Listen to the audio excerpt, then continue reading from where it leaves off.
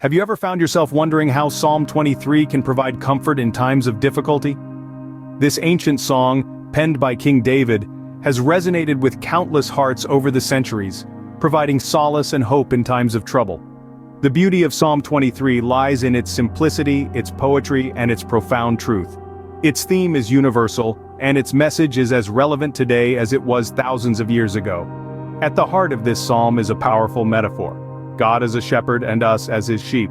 The opening verse, "The Lord is my shepherd, I shall not want," sets the tone of this beautiful psalm. Here, David portrays God not just as a ruler or a creator, but as a tender shepherd. A shepherd who provides for his flock, who protects them from danger, who guides them to green pastures and still waters. Just as a shepherd guides and protects his flock, so does God guide and protect us. This is the comforting and enduring message of Psalm 23. Imagine lying down in green pastures, led there by your shepherd. What does this symbolism mean to you? Let's take a moment to explore the second verse of this powerful psalm. "He maketh me to lie down in green pastures, he leadeth me beside the still waters." It's a line that conjures up images of tranquility, peace, and rest. But what does it truly signify? The symbolism of green pastures and still waters runs deep, resonating with the universal human longing for peace and rest. Green pastures are a place of abundance, of nourishment. They represent the divine provision that ensures we shall not want. In these verdant fields our needs are met, our hunger satisfied. Here we are cared for and nurtured not by our own efforts but by the shepherd's guidance. Similarly, the image of still waters is one of serenity and calm. Waters in their natural state can be wild, turbulent, unpredictable. Yet these waters are still, tamed by the shepherd's hand. They provide not only physical sustenance but also a sense of peace and rest. The shepherd leads us to these waters, not forcing us, but gently guiding us to a place where we can drink deeply and be refreshed. This verse is a beautiful portrayal of God's tender care and provision for us. It speaks to the divine shepherd's ability to take us from places of chaos, confusion, or lack, and lead us into spaces of abundance, peace, and rest. It's a promise that, despite the trials and tribulations we may face in life, there is a shepherd who leads us to green pastures and still waters. So what does this mean for us? It means that we are not alone. We are guided, cared for, and provided for, even in times when it may not seem so. It's a reminder that, in the midst of our busy and often chaotic lives, God provides us with peace and rest. In the midst of our busy and often chaotic lives, God provides us with peace and rest. Have you ever felt lost, needing guidance? It's a question that touches us all at some point in our lives.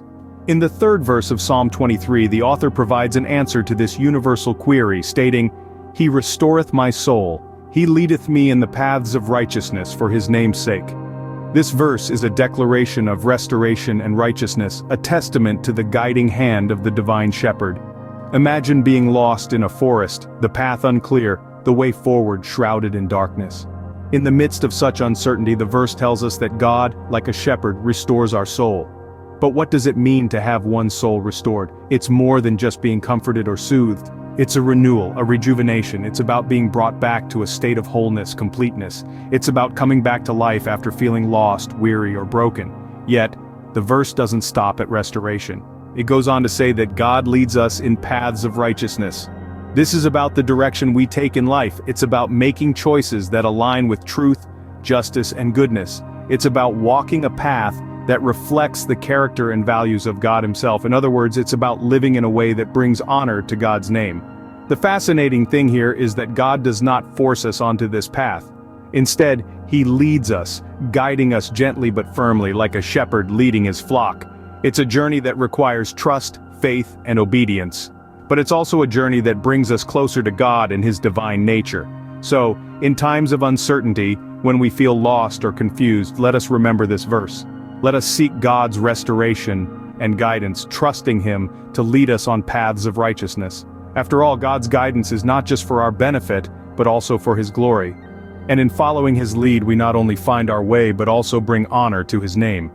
God's guidance is not just for our benefit, but also for his glory. What does it mean to walk through the valley of the shadow of death without fear? Let's delve into the fourth verse of Psalm 23. "Yea, though I walk through the valley of the shadow of death, I will fear no evil, for thou art with me, thy rod and thy staff they comfort me."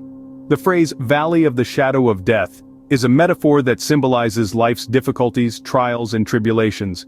It's not necessarily about physical death, but rather about those moments when we feel overwhelmed, lost, or in the grip of despair. It can be a challenging situation, an illness, a personal loss, or any situation that makes us feel as though we're walking in shadows, unsure of the way forward. But notice the words, "I walk through." It's not a permanent residence, it's a path, a journey. It's a place we pass through, not where we settle. It's a valley, not a mountain. Valleys have an end, they don't go on forever. This metaphor carries with it a promise of change, a hope for better times ahead. And while we're in this valley, we're not alone. "I will fear no evil, for thou art with me." The presence of the shepherd is a constant comfort. His rod and staff, symbols of protection and guidance, are ever with us. The rod, used to defend the sheep from predators, represents God's power and might, his ability to protect us from harm. The staff, with its curved end, is used to guide the sheep, to keep them on the right path. It symbolizes God's guidance, his wisdom, and his ability to steer us in the right direction. So in essence, this verse is a powerful affirmation of faith. It's a declaration of trust in God's protection and guidance, even in the face of life's most challenging moments. It's a reminder that no matter how dark the valley may seem, we're not alone. Even in our darkest hours, we do not need to fear, for God is with us. Can you imagine a feast prepared for you in the presence of your enemies? Now let's delve into the 5th verse of Psalm 23. "Thou preparest a table before me in the presence of mine enemies. Thou anointest my head with oil, my cup runneth over." Here a vivid image is painted, depicting a banquet laid out before us, even as our adversaries watch on. It's not a scene of conflict or vengeance, but rather one of serene celebration. This table symbolizes God's blessings, a divine feast he prepares for us, regardless of the challenges and antagonists we might face in our lives.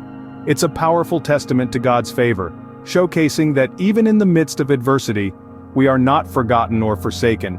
Instead, we are cherished and honored, our needs met in abundance. Following this, we find the phrase, "Thou anointest my head with oil." In ancient times, anointing with oil was a ceremonial act, often used to consecrate someone for a special purpose, or to recognize their authority or importance. Here it signifies God's favor and approval, a divine act of setting us apart for his purposes. We're not just guests at his table, we're honored individuals, anointed and prepared for the journey ahead. Lastly, we come to the overflowing cup. This isn't just a cup filled to the brim, but one that's spilling over, symbolizing more than just sufficiency. It represents God's lavish generosity, his willingness to provide not just what we need, but abundantly more. It's a promise of his inexhaustible resources and his desire to share them with us. In this verse we find reassurance of God's unwavering care and provision. Even in the face of adversity, we're reminded that we're not alone or defenseless. We're under the watchful eye of a shepherd who not only protects us from our enemies but also blesses us abundantly. God not only protects us from our enemies but also blesses us abundantly. What does it mean to dwell in the house of the Lord forever? This profound question invites us to contemplate the final verse of Psalm 23. "Surely goodness and mercy shall follow me all the days of my life, and I will dwell in the house of the Lord forever." These words paint a picture of a life enveloped by divine love and protection, a life where God's goodness and mercy are not occasional visitors, but constant companions. In this psalm, we have journeyed from green pastures to the shadowy valleys, from serene waters to a table set amidst foes, and finally, to an eternal dwelling in the Lord's house. Each verse, each phrase, each word is a testament to God's protection, provision, and guidance. It is a melody of reassurance, a symphony of divine promises, a ballad of unending faith. Through Psalm 23, we are reminded of God's constant presence, care, and abundance in our lives.